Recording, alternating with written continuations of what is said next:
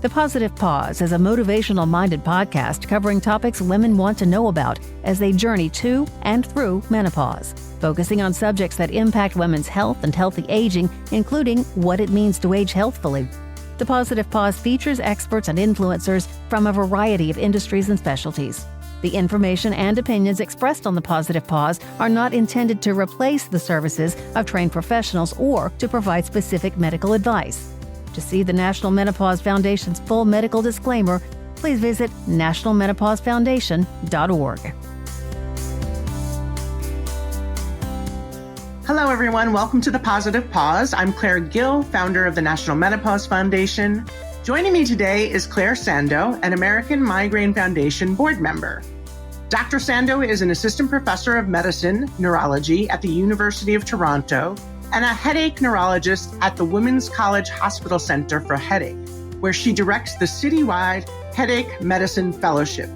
She is also the co-chair of the American Migraine Foundation editorial board. Dr. Sandoe is passionate about improving awareness, understanding, and treatment options for people living with migraine and hopes to help work toward a more migraine-friendly world. Well, that's something we all need. Thank you so much for speaking with me today. Thank you. I'm looking forward to our conversation. Me too.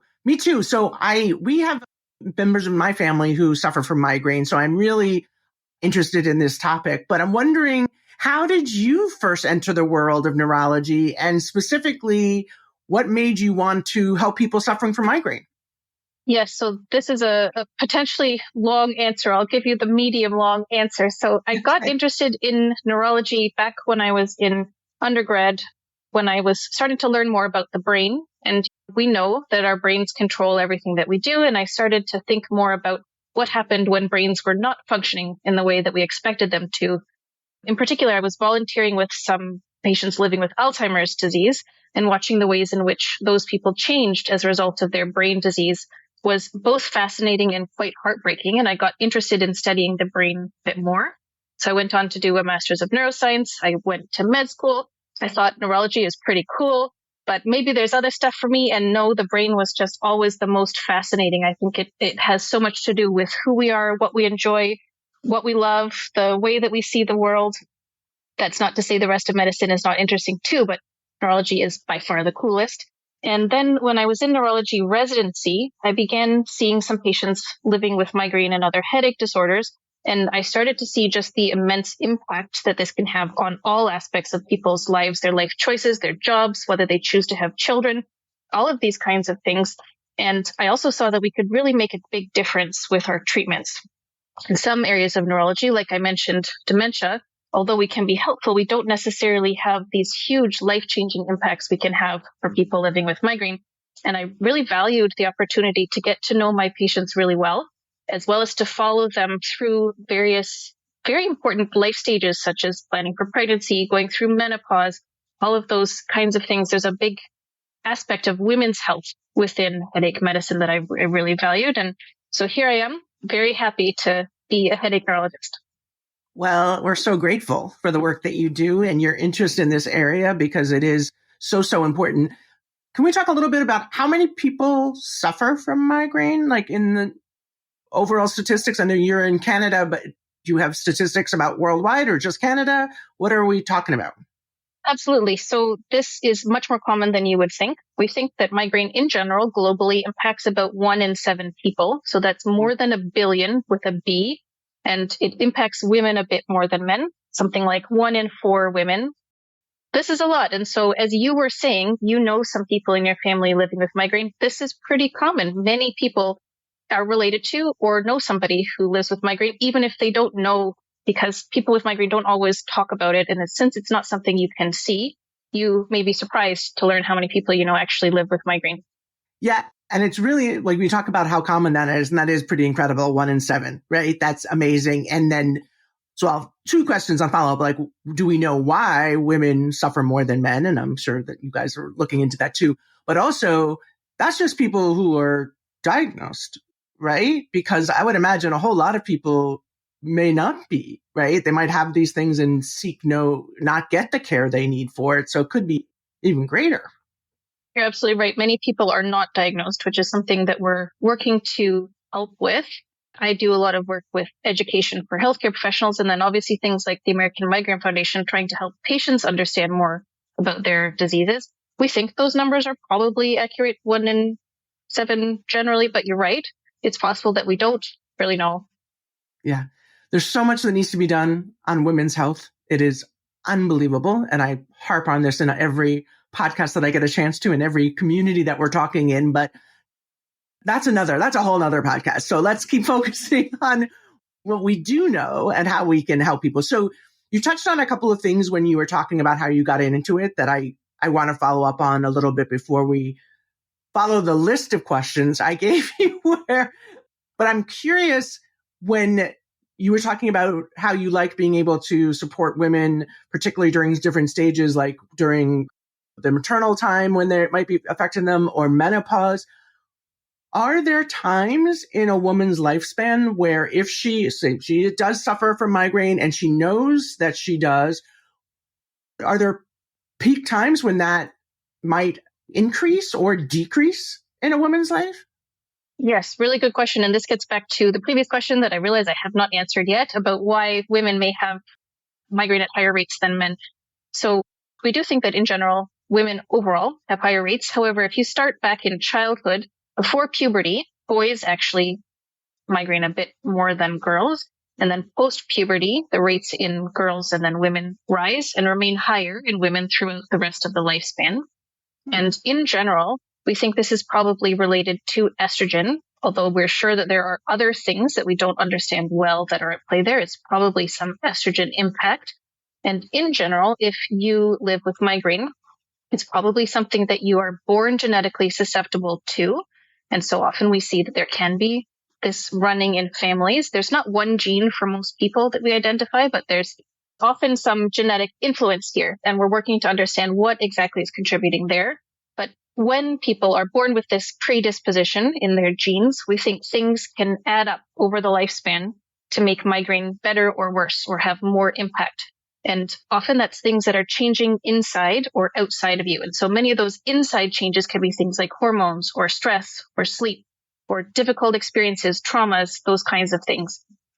Things outside you are, some people will feel that they have triggers for their attacks like smells or weather changes can all of those changes. The brain of somebody who lives with migraine doesn't like changes. They're very sensitive to the world and they see these changes and it fires up all these migraine ways and can turn into migraine attacks and migraine symptoms.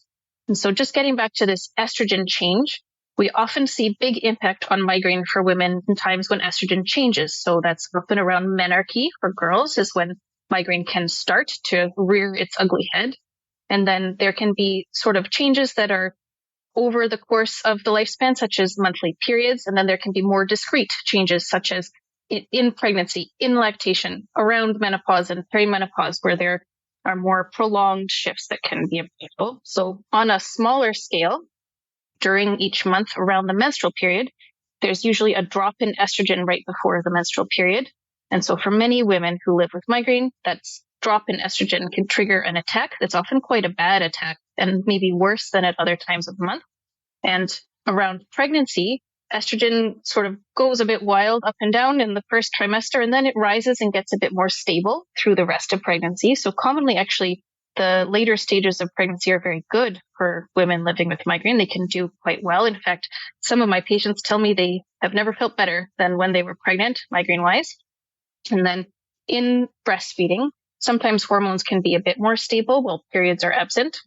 And this change is really, really relevant to the menopause question because obviously as women enter perimenopause, I don't feel I need to tell you this, but there are so many changes and those changes can get unpredictable.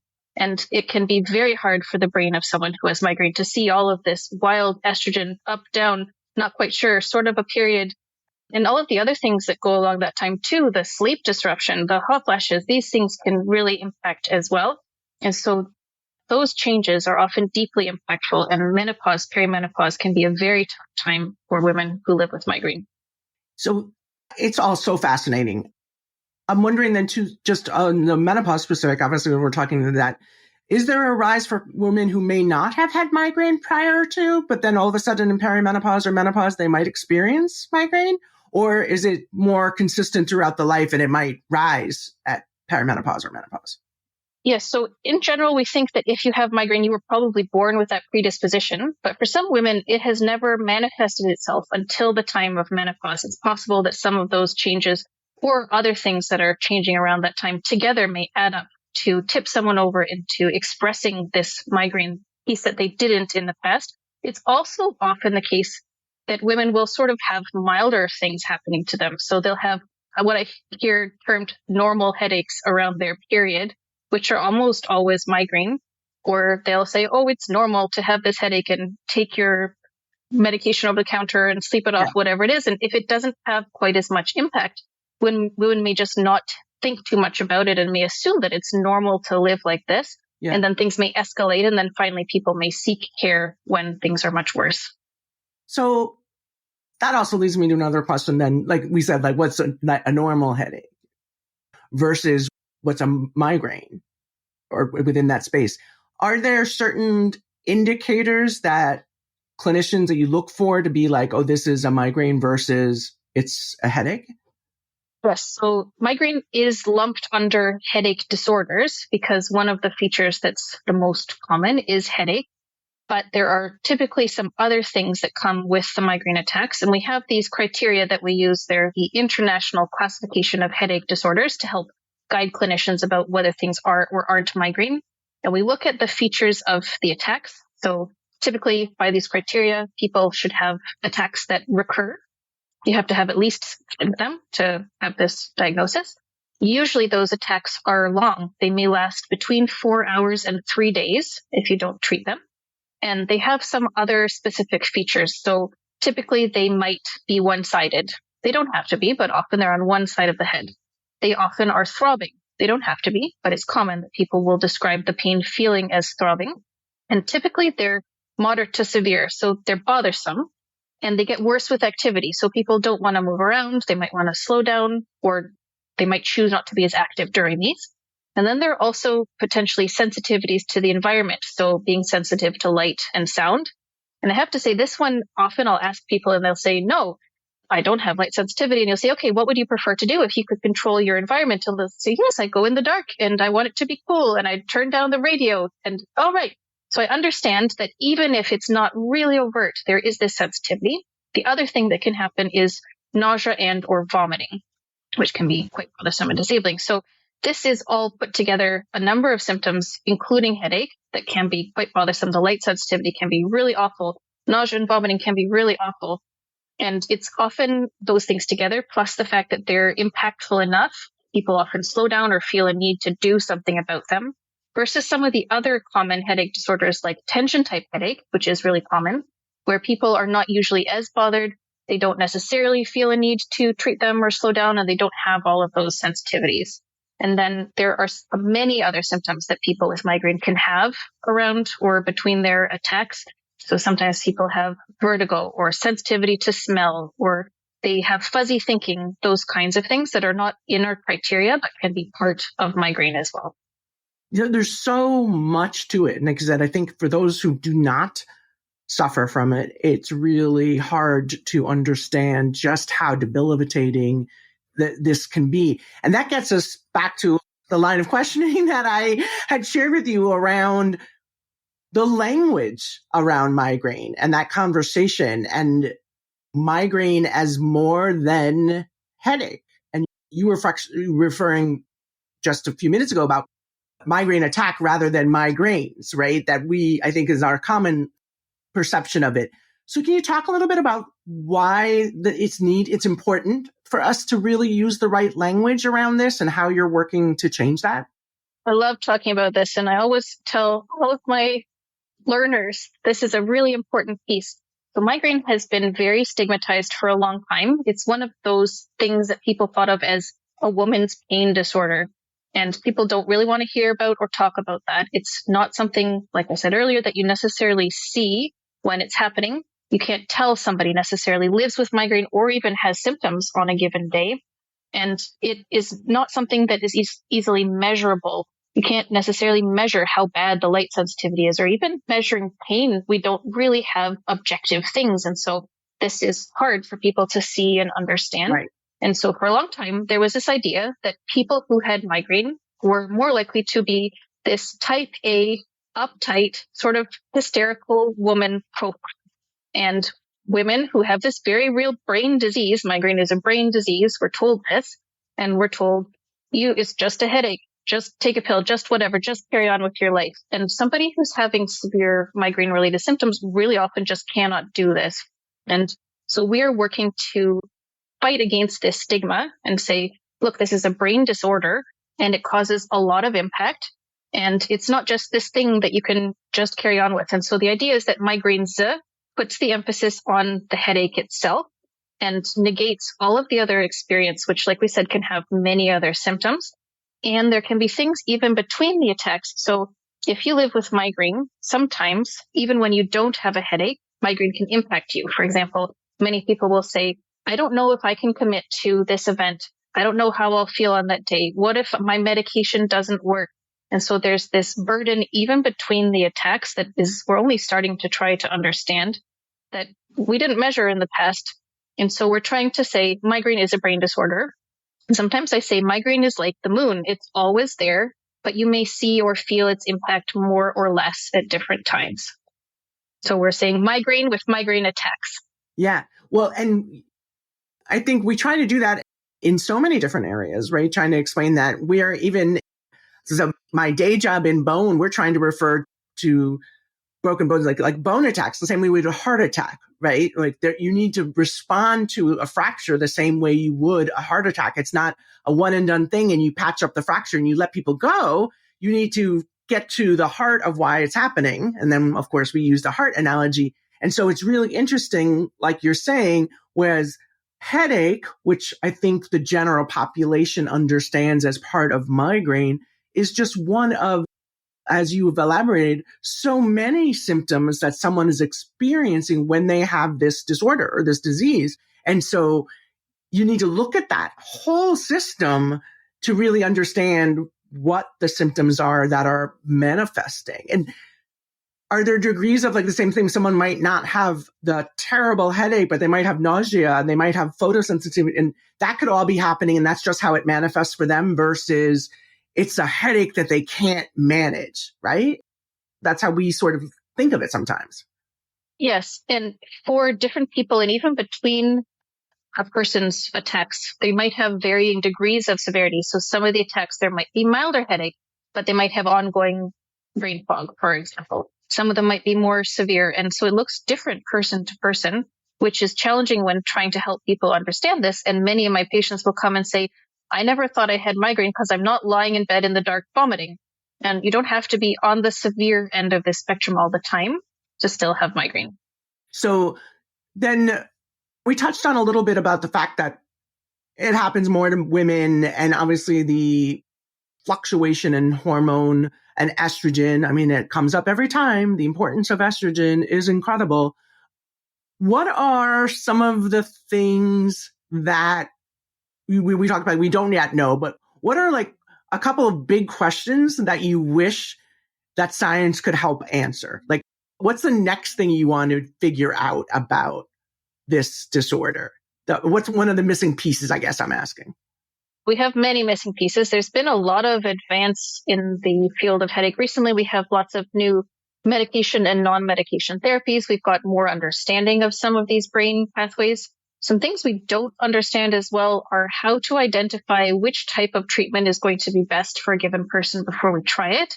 We've got studies that say X% of people will respond to this medication, but you might be on the more favorable side or the less favorable side, and we don't know in advance. We have a little not good understanding of who's going to have side effects. Again, it's just based on population kind of statistics, and that's not nice for the individual patient in front of you to not necessarily have their own answer to these things. And there are still some patients for whom the therapies we have are not helpful. And so we need more of those. We need this deeper understanding of the pathways to find the thing that's going to help everybody, because we don't have that right now. And some people still live with very disabling migraine despite our best efforts. So let's talk a little bit then about what are the treatments available for people who have migraine, who suffer migraine. And And you talked about pharmacological and non-pharmacological. So can you give us a little bit of example of each of those? What should people know about the options? So we have multiple different avenues of treatment that we use for everybody. And it's not usually just one thing that's the right thing. Even for a given person, it's often multiple pieces that we're trying to put together. And often the backbone is the lifestyle piece. Like I said earlier, your brain doesn't like change if you live with migraine. So those internal changes, like your sleep routine is off, you missed your morning protein, you had a bit more coffee, those are things that your brain doesn't like. And those can all add up to make it more likely that you're going to have a more disabling migraine attack on a given day. So we always take a look at this first and see what we can put in place to keep nice and stable and boring routine to reduce that likelihood. And we look at things like stress management. Those mindfulness, meditation kinds of things can be really helpful here as well. Just trying to keep your brain on an even keel where it's not as likely to want to tip over into having these attacks. We sometimes add some complementary things, like there are some vitamins that are studied for migraine prevention. That can be things like magnesium, for example. And then we have a couple of areas of treatment. We have acute treatments. So what do you do when you have the attack? And then we have preventive treatments. How are we going to keep it from being so bad in the first place? And in both of those categories, there are medication and non-medication options. And so the medication ones, the what do you do when you have this? We have a lot of different families. Sometimes we use things like anti-inflammatory medications. There's the triptan family of medications that are migraine targeted. We also have one of our newer families, the GPANTs, which are CGRP targeted pills that can be used for taking when the attack happens. There's also one of those that can be a prevention option. And then in the prevention camp, there are a number of pills. Many of them are borrowed from other health problems. So we borrow from blood pressure or epilepsy or mood. And this is sometimes tough for patients to hear because it's not that we're trying to treat necessarily those other problems, it's that these things are actually studied to work in your brain to prevent migraine, but we don't understand why necessarily they do. We have some more migraine targeted therapies. So there are these CGRP monoclonal antibody injections. There's one of those GPANT pills. And then there's onabotulinum toxin, brand name for that is Botox injections that can be used for prevention. And then we've got some devices that are neuromodulatory. So they're trying to change the way that your brain waves are working with each other. And so these are things like a sticker you put on your forehead or a device you hold up to the nerve in your neck, or one that you can put on your arm or the back of your head. And many of those can be used either as needed or for prevention as well. Well, like you said, it's amazing that there's all those options. And it's so fascinating to me about how you said, like some of the treatments that are used for other things, but because they can be related within the same system, they can work. And I know that, like you said, that's very confusing for patients. And it was for me too. I remember too, I have MS. And when they were talking about giving me an antidepressant for neuropathic pain. And I was like, but I'm not depressed. And they're like, we're not giving it to you because you're depressed. We're giving it to you for neuropathic pain. And again, it's so hard for the consumer, the patient to grasp, be like, well, that's not what this is used for generally, but it's interconnected. And like you said, it's really hard when we don't know why it works for this, but it works for this. And so we're still trying to figure that out. So yeah, we have to sort of trial and error and sort of testing what are those treatment options that you and your healthcare provider determine are the best way to go after the symptoms you're experiencing. Because we said it's still really different for every person. And I think one of the comments we get all the time when it comes to women's health and women's health research, which is no longer acceptable to me, but it is that it's so expensive to do the research for women because it impacts so differently, given we might all have cycles, but they're not the same cycles. And the levels of hormone aren't the same. And so they're like, well, when we do these clinical trials, it's too expensive. So we just kind of do it I'm like, no. You're going to have to figure this out because we are so uniquely different and how it impacts is really important. And so I just want to put in that other plug for it. We need continued research on this. Why does it impact women this way? Why is it affecting us on our cycle? And what does that mean for us as we age too, moving forward to all of that? Does the type of treatment or the type of things that become more effective or less effective for women change when the body loses estrogen, like postmenopausal? It's a really good question, and I wish I had a good answer to your question. I don't think that we have research there. To your point, we need a lot more research about this. Most of our studies sort of include populations, some of whom are pre and some of whom are post-menopausal, and it's lumped. I don't think we have a lot of good subgroup data to know those answers. And it's always this individual trial and error, which is unfortunate, but trial and error. But it also needs to take into account what the individual person is comfortable with, because that's really different too. Some of these newer medications can be really helpful, but some people are just not comfortable with the idea that they're newer. Or some people, like you said, are just not comfortable with the idea of trying a depression medication when that's not the problem that they have. Right. And that's okay, that it's an individual choice. Yeah. And I think that's too part of the cultural stuff over the last many, many decades, in both for reason and for without reason, about mistrust around pharmaceuticals and what's going on. And everybody wants to do the natural treatment for it. And obviously, if that works, fabulous. Attempt all of those things. But I think we also have to destigmatize the idea of there's no prize for suffering. And so if there's treatments out there to help you, talk with your clinician about what those are. And then again, it's a very personal decision about what risks you're willing to take in order to get relief from those symptoms. But it's good to know that we do have so many more options to provide that relief for people, and particularly women, when we're told to just suck it up, or we're dismissed with, oh, you just have a headache, or you're being hysterical, as you said. We're not over that. Even in 2025, that's still a prevalence in our culture that we have to get over, in that the women are supposed to just suck it up. And it really isn't necessary when there are so many good options available. And we just need to help educate women about how to do that. So that's my final question of my questions. And I'll ask you if there's anything that we've left out that you want to talk about. But so what are some good resources for women and men to go to, one, to find out more about migraine and what can be done about it? Or perhaps, as I find more for women at midlife, some good sources of information so that they can bring it to their clinician to talk about and say, hi, I'd like to talk to you about this. I'm experiencing this.